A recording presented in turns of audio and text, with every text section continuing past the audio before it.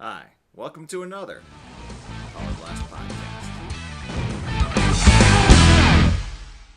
Hey everyone, Perry Tinsley here, creator of the Power Blast podcast, owner of PutYourselfFirst.com, and creator of, founder of Team Power Blast.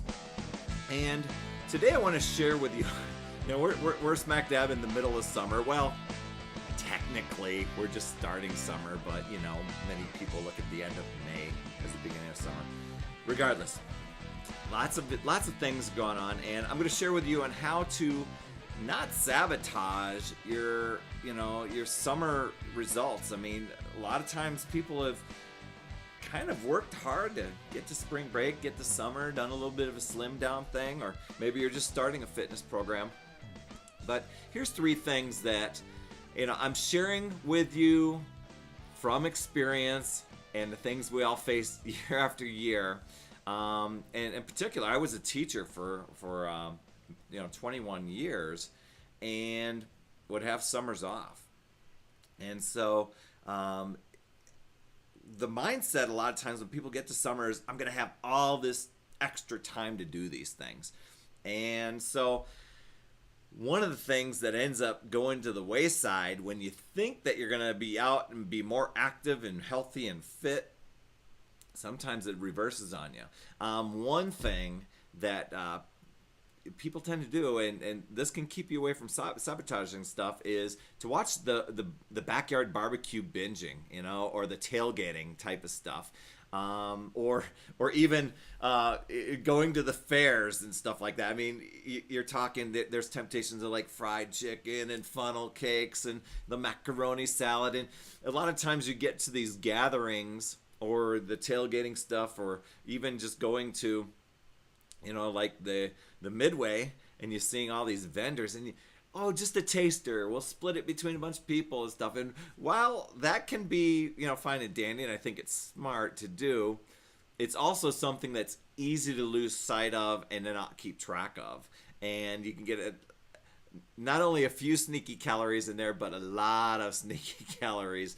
So you want to make sure that if that is the situation, you kind of lost control a little bit, maybe during an event, you want to make sure you get in some, good ways to burn that off in some sort of fashion. But, really, deep fried butter, come on, people. But people will go out and say, hey, I want to try that. And maybe a taster is one thing, but, a tray or two can really, really add up. Partying all night long, I mean, it's very easy to get the bonfires, get the camping, get to sitting on the deck and whatever, and unwinding from the week.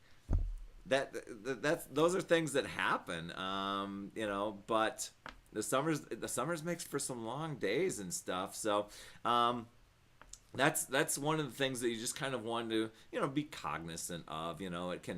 That can add up as well. So that's another thing. I mean, I'm not one to stop people from celebrating or anything like that. I love doing that myself. But, you got to look at what your results are, or what your goals are, and what you're shooting for, and just try to keep things into moderation, or get the sleep, get the drink lots of water, those type of things. Probably the other thing that I want to say it's obvious. But year after year, I coach people. I see people with big ambitions as they go into summer, and then they let things slide, and that's exercise. When it comes to exercising, I'll see the New Year's resolutions, and people fall off, and then people go for spring break and people fall off, etc. But there'll be those people that will stay consistent, or they'll be on again, off again throughout, and getting some gains and progress, and then get to summer, think that they're going to have all this extra time, and they involve themselves in so many projects or so many vacations, etc.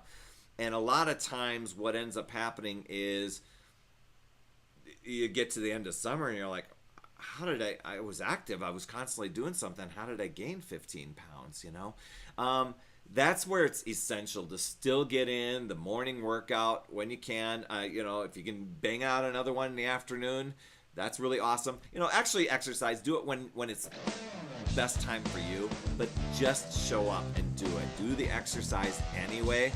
You're gonna find yourself so much feeling great and better. And then coming off summer, going into fall, and then into that winter season, you'll be hitting your stride, and you'll have that momentum just to carry you into the winter months, as opposed to feeling like, oh my gosh, I got to start over again. And there's a lot of you out there that I'm talking to that know I'm talking directly to you about this on again, off again type stuff, right? So anyway, there's some tips for you on not to sabotage your summer and still get your results that you're wanting to get. Remember, it's never too late. We'll see you next week.